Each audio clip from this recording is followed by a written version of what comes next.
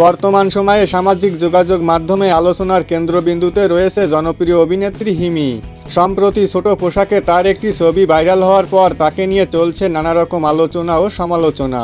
সেই আলোচনা ও সমালোচনায় হঠাৎ করে জড়িয়ে গেলেন ঢালিউডের অন্যতম অভিনেতা দীপজল। গোপন সূত্রে জানা গেছে, এক ঘনিষ্ঠ আড্ডায় দীপজল নাকি বলেছেন, বর্তমান সময়ে মেয়েরা শরীর দেখিয়ে লাইফলাইটে আসতে চায়।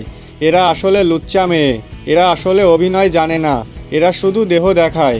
যদিও তিনি সরাসরি হিমির নাম নিয়ে এই কথাটি বলেনি, কিন্তু সেখানে উপস্থিত একজন বলেছেন, নেট দুনিয়ায় হিমির ছবিটি ভাইরাল হওয়ার পর তিনি এমন মন্তব্য করেন।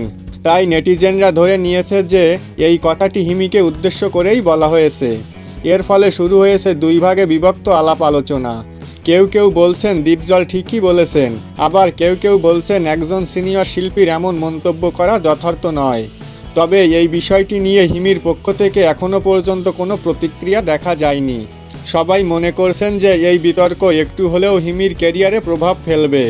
এই ঘটনাটি সত্যি নাকি পুরোটাই গুজব, তাই এখনও সঠিকভাবে বলা যাচ্ছে না।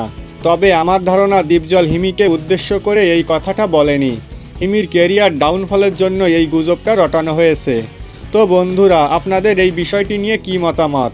দীপজল কি এই কথাটি বলতে পারে, নাকি এটা পুরোটাই গুজব? তা কমেন্টে লিখে জানাতে ভুলবেন না।